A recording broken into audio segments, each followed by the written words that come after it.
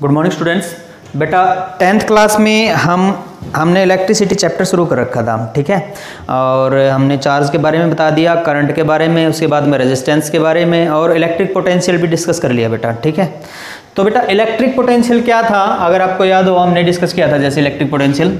तो electric potential क्या था,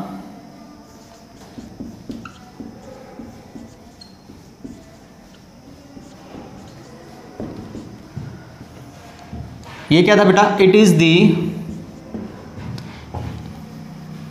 इस तरह लिख लो, electric potential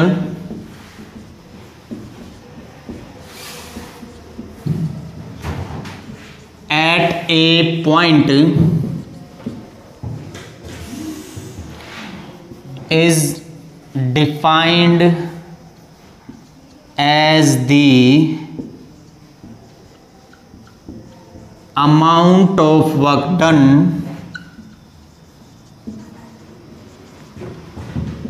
to carry a unit charge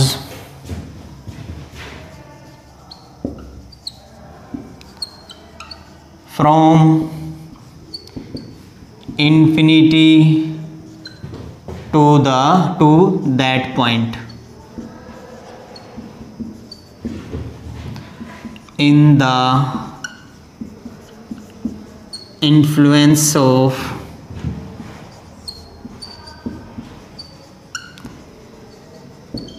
other charge।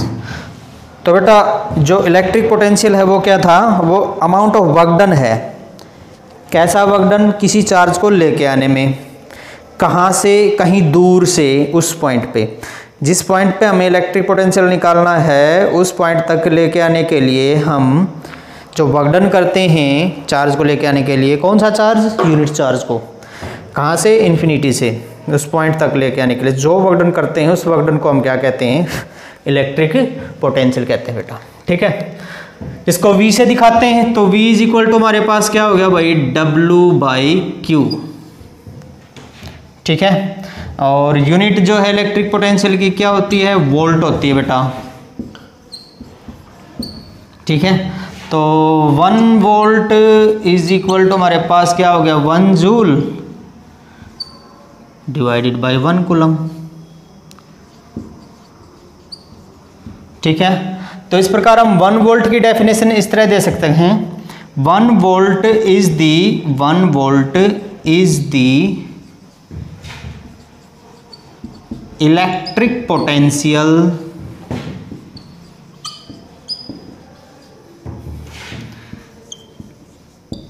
which comes when 1 joule work is done in carrying 1 coulomb charge, ठीक है। तो 1 वोल्ट इलेक्ट्रिक पोटेंशियल क्या है, वो इलेक्ट्रिक पोटेंशियल है जो आती है कब, जब 1 जूल काम किया जाता है 1 कूलम चार्ज को लेके आने के लिए, ठीक है। तो 1 वोल्ट इलेक्ट्रिक पोटेंशियल कब मिलेगा, जब 1 जूल काम किया जाएगा 1 कूलम चार्ज को लेके आने के लिए। तो हम क्या कहेंगे, इलेक्ट्रिक पोटेंशियल कितना है, 1 वोल्ट है, ठीक है। चलो अब इलेक्ट्रिक पोटेंशियल पे कुछ न्यूमेरिकल करते हैं बेटा।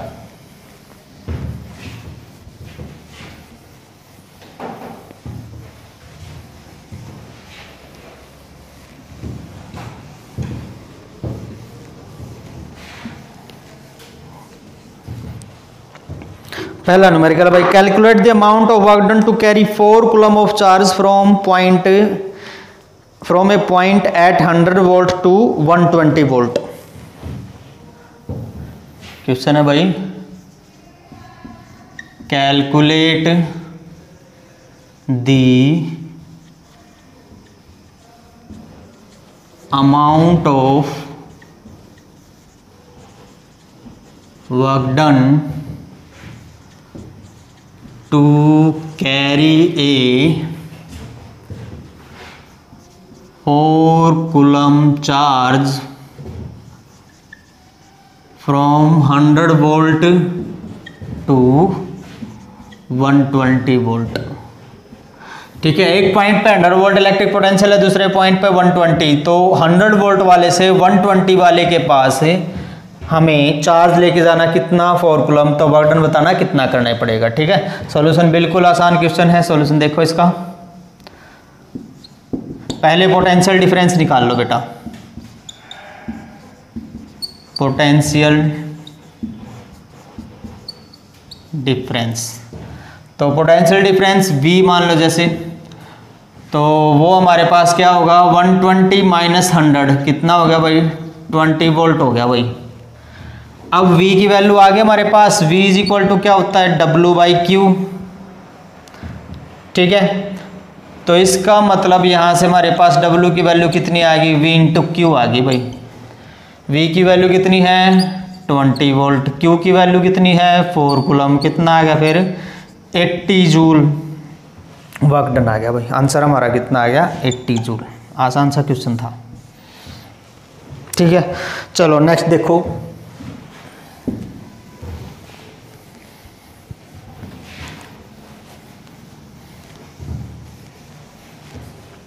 नेक्स्ट क्वेश्चन है what is the resistance of electric lamp when 20 ampere जो करंट पास होगा 220 वोल्ट लाइन से। ठीक है, क्वेश्चन है हमारे पास what is the resistance of a lamp in which 20 ampere current 20 ampere current passed by 220 volt. आसान सा क्वेश्चन है भाई ये भी। इसमें कौन सा फार्मूला लगेगा, V is equal to I R वाला फार्मूला लगेगा। V इज इक्वल टू क्या होता है आई आर। V की वैल्यू कितनी दे रखी है 220 वोल्ट, I की वैल्यू दे रखी है, I करंट है ना अपने पास, I की वैल्यू कितनी दे रखी है 20, R की वैल्यू निकालनी है, तो यहाँ से हमारे पास R इज इक्वल टू कितना आ गया 220 डिवाइडेड बाई 20, 11 ओम आ गया भाई हमारे पास। R की वैल्यू कितनी आ गई 11 ओम। तो उस लैंप का रेजिस्टेंस कितना है 11 ओम रेजिस्टेंस है भाई। ठीक है, बिल्कुल आसान सा क्वेश्चन था ये भी। चलो नेक्स्ट क्वेश्चन देखो,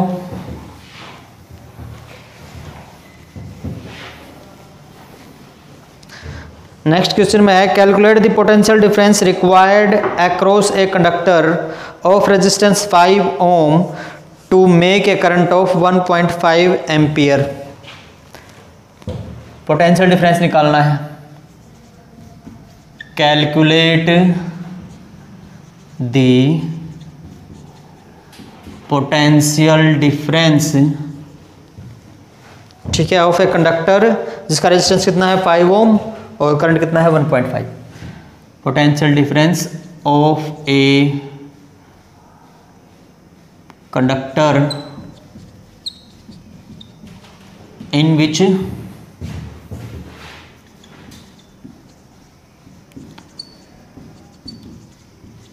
resistance is 5 ohm and current is 1.5 ampere. बस आसान सा है सॉल्यूशन इसका। देखो भाई V is equal to I R होता है, V की वैल्यू निकालनी है, I की वैल्यू गिवन है 1.5, R की वैल्यू गिवन है 5, तो कितना आ गया 7.5 वोल्ट आ गया भाई। V की वैल्यू कितनी आ गई 7.5 वोल्ट। बिल्कुल आसान क्वेश्चन था। नेक्स्ट क्वेश्चन देखो,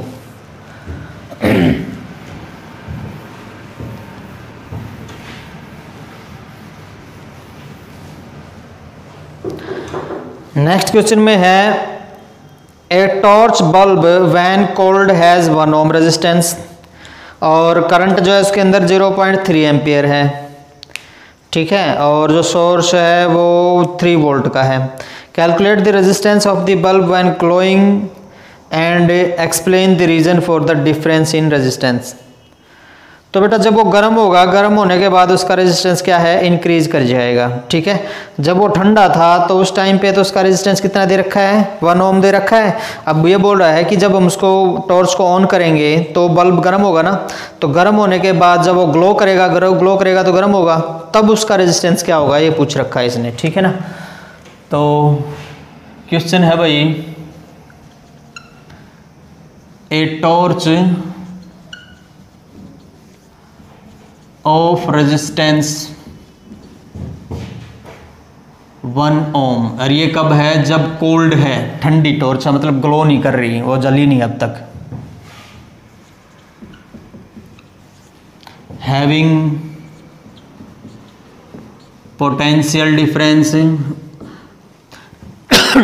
टॉर्च में लगभग क्या है, 2 ही सेल डलते हैं, 1.5 वोल्ट का एक सेल, तो 3 वोल्ट हो गए। हैविंग पोटेंशियल डिफरेंस कितना है, 3 वोल्ट। ठीक है ना, 3 वोल्ट उसका पोटेंशियल डिफरेंस हो गया, और करंट दे रखा है 0.3 एम्पियर, एंड करंट 0.3 एम्पियर। ठीक है, अब इसने पूछा है find the resistance of torch when it glows and give the reason of changing the resistance. तो देखो क्वेश्चन में क्या है, जब तक वो ग्लो नहीं कर रहे, जब तक वो टॉर्च ठंडी है, मतलब बल्ब जल ही नहीं रहा, तो उसका रेजिस्टेंस 1 ओम है। फिर हमने उसमें 3 वोल्ट बैटरी डाल दी, मतलब 2 सेल डाल दिए, 3 वोल्ट बैटरी होगी, और फिर उसको जलाया तो 0.3 एम्पियर करंट पास कर गया और वो जलना शुरू हो गया, तो उसका रेजिस्टेंस वेरी करेगा। तो वो क्यों वेरी करेगा, ये कारण पूछ रखा है इसने। ठीक है, तो सॉल्यूशन में क्या लिखोगे, करंट कितना दे रखा है, 0.3 एम्पियर, पोटेंशियल कितना दे रखा है, 3 volt, V is equal to क्या होता है, IR, तो इसका मतलब R की value V/I, which implies R is equal to, हमारे पास V की वैल्यू कितनी दे रखी है, 3 वोल्ट, और I की वैल्यू कितनी है, 0.3, तो ये कितना आ गया, 10 आ गया भाई। तो R कितना आ गया हमारे पास, 10 ओम आ गया, और ठंडा होने पे कितना है, 1 ओम, तो इंक्रीज कर गया। इसका कारण क्या है, when the temperature of the conductor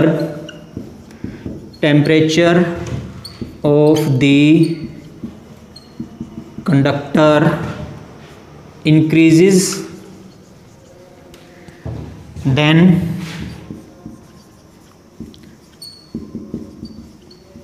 resistance also increases। ठीक है, तो जब ठंडा था तो रेजिस्टेंस 1 ओम था, और गर्म होने पर रेजिस्टेंस कितना हो गया, 10 ओम हो गया। तो रेजिस्टेंस भी क्या कर गया, इंक्रीज कर गया। कैसे इंक्रीज कर गया, क्योंकि गर्म हुआ, ग्लो करेगा तो गर्म होगा ना वो, तो गर्म होने पर उसका रेजिस्टेंस भी क्या हो जाएगा, इंक्रीज कर जाएगा।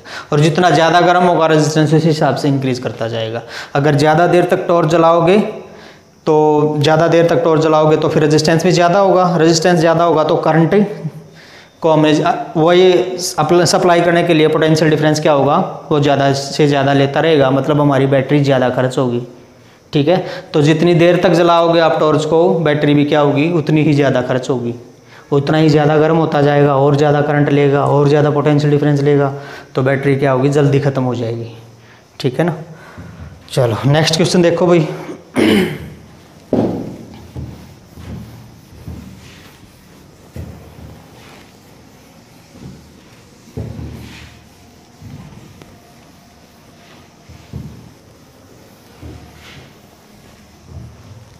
नेक्स्ट क्वेश्चन में है, how much current does an electric heater draws from a 220 volt line if the resistance of heater is 50 ohm. तो बेटा 50 ओम रेजिस्टेंस दे रखा है, वोल्टेज दे रखी है, करंट निकालना है। बिल्कुल आसान क्वेश्चन है। क्वेश्चन है how much current is drawn by A heater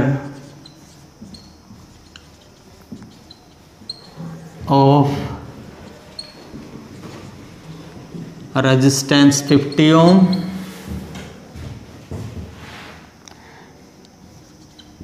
having potential 220 volt. ठीक है ना, 220 वोल्ट तो पोटेंशियल हो गया और रेजिस्टेंस कितना हो गया, 50 ओम हो गया। तो हमें उसका क्या बताना है, करंट बताना है कितना होगा। ठीक है, बिल्कुल आसान क्वेश्चन है बेटा। V is equal to I R होता है, यहाँ से I निकालना, I is equal to V by R. तो I इज इक्वल टू हमारे पास V की वैल्यू कितनी है 220 वोल्ट और R की वैल्यू कितनी है 50, इतना आ गया 4.4 आ गया ना। ठीक है, तो 4.4 एम्पियर करंट पास होगा भाई इसके अंदर से। ठीक है,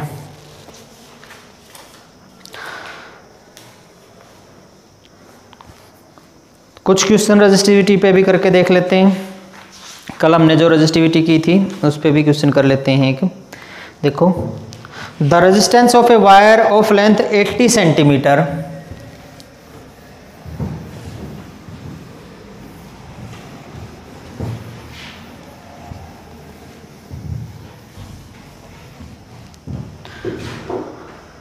The resistance of a wire of length 80 centimeter and uniform area of cross section, area of cross section दे रखा है 0.025 centimeter square is found to be 1.5 ohm.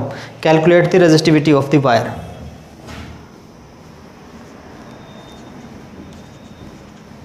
Resistance of a wire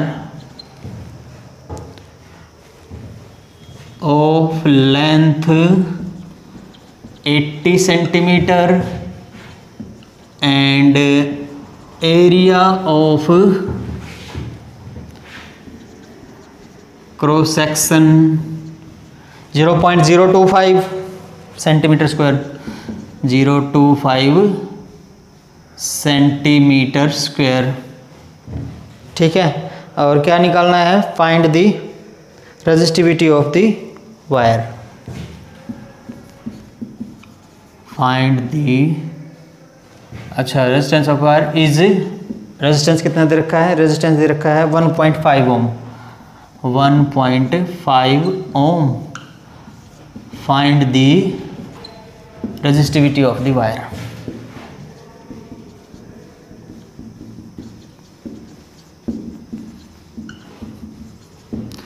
देखो बेटा, क्वेश्चन में क्या क्या दे रखा है, लेंथ दे रखी है, कितनी दे रखी है 80 centimetre, area of cross section दे रखा है 0.025 सेंटीमीटर स्क्वायर और रेजिस्टेंस भी दे रखा है 1.5 ओम। रेजिस्टिविटी बतानी है।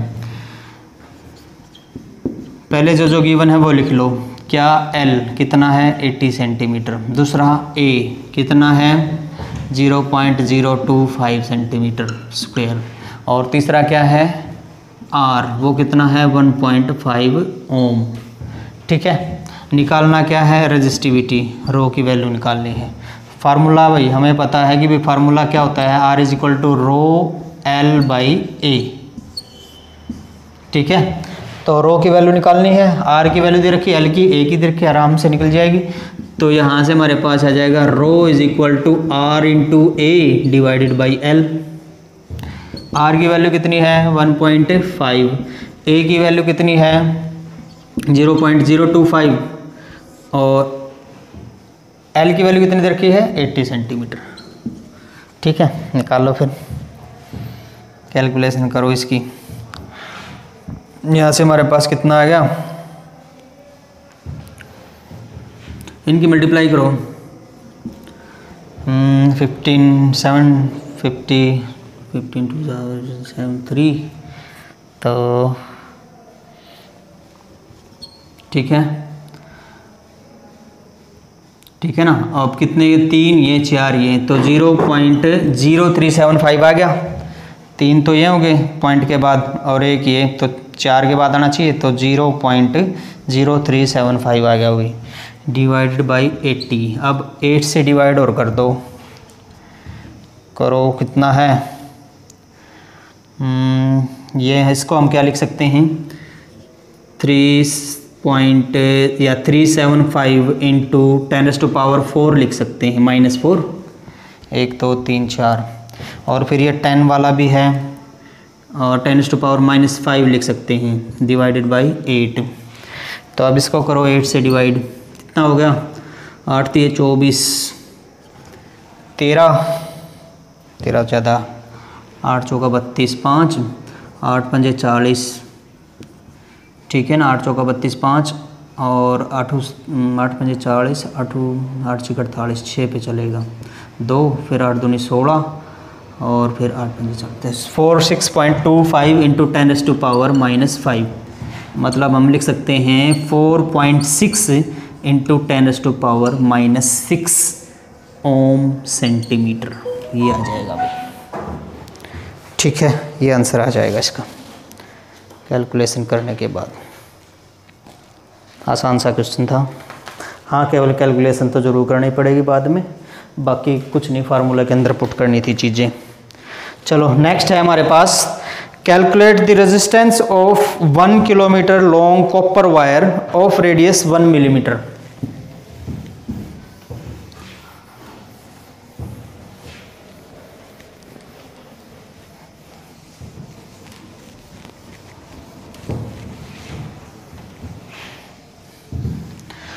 Calculate the resistance of 1 kilometer long copper wire.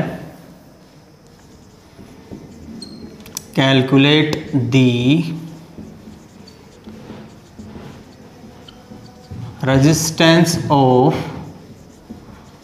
1 kilometer copper wire of radius 1 millimeter. Of radius 1 millimetre resistivity है, एंड रजिस्टिविटी गिवन है वो कितनी है 1.72 इंटू 10⁻⁻8 ओम मीटर। रेजिस्टेंस निकालना है भाई, रजिस्टिविटी दे रखी है, रेडियस दे रखी है, लेंथ दे रखी है, आसान सा है। R is equal to ρL/A, rho दे रखी है, लेंथ दे रखी है 1 किलोमीटर, A निकाल लेंगे, पहला A निकालो, फिर A क्या होता है πr², ठीक है, पाई की वैल्यू 3.14, R कितना दे रखा है 1 मिलीमीटर, 1 मिलीमीटर के अंदर सेंटीमीटर कितने हो गए, मीटर कितने हो गए 10⁻3, ऐसे करके देख लो, kilo, hecto, deca, metre, deci, centi, milli. अब 1 मीटर के अंदर कितने मिलीमीटर हो गए भाई 1000 मिलीमीटर हो गए, ठीक है। तो 10⁻3, 1000 का मतलब 10⁻3 मिलीमीटर, 10⁻−3 हो जाएगा, फिर ये 1 मिलीमीटर में चेंज करेंगे तो इसका स्क्वायर कर दो भाई, तो 3.14 इंटू 10⁻−6 मीटर स्क्वायर आंसर आ गया हमारे पास। एरिया आ गया, इसमें पुट कर दो तो रेजिस्टेंस निकल जाएगा। तो रेजिस्टेंस हमारे पास आ गई भाई, लेंथ कितनी है 1 किलोमीटर, हमने सारा मीटर में रखा है, तो इसको भी मीटर में लेके आओ, 1000 मीटर हो गया, ठीक है। और रो भी दे रखा है, रो कितना दे रखा है, ये रहा 1.72 into 10⁻⁻8 ohm metre divided by, ये देख लो फिर ये कितना है 3.14 इंटू 10⁻⁻6। इस सारे के कैलकुलेशन करने के बाद हमारे पास रेजिस्टेंस आ जाएगा भाई, और जो आंसर गिवन है वो नियरली है इनका